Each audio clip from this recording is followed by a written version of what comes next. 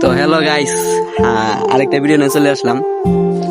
তো আপনাদের আমি সেদিনকে বলছিলাম যে এর বিয়ে হয়েছে। তো এর বিয়ের মধ্যে আমার কিছু জীবন কাহিনী আছে। জীবন কাহিনী বলতে কিছু ঘটে গেছে।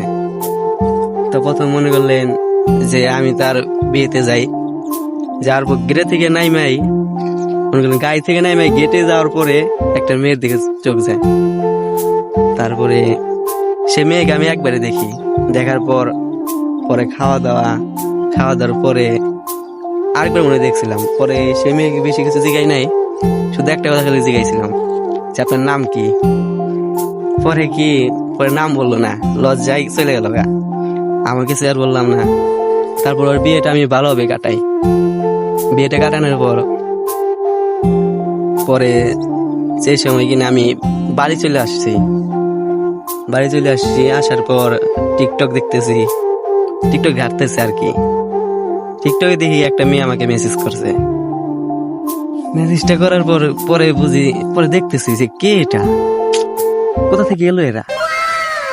না, পরে মেয়েটাকে বললাম যে কে আপনি। না, প্রথম আমাকে বলছে যে ওই মেসেজ সিন করেন, রিপ্লাই দেন না কেন। আমি বললাম কে আপনি। সে বলল চিনবেন না। আমি চিনি তো না, তো পরিচয়টা দেন।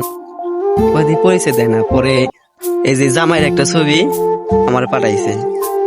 পরে বুঝলাম যে এর বাড়ি মনে ওই জায়গায় হবে।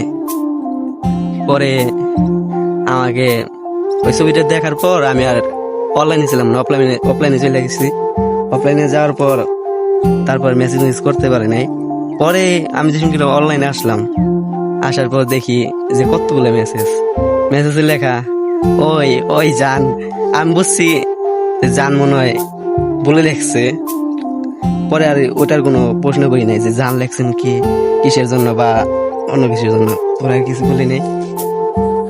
তারপরে আর কি, তারপর সে আমাকে মেসেজ করতে মেসেজের মাঝখানে খালি বলতো জান। তা আমি কিছু বলতাম না, ওই করতেই থাকতো। তো ভিডিওটা এখানে থাক, কারণ ভিডিও বড় হয়ে যাবে ভাই, বুঝছেন। যদি পার্ট 2 লাগে তাহলে বললেন।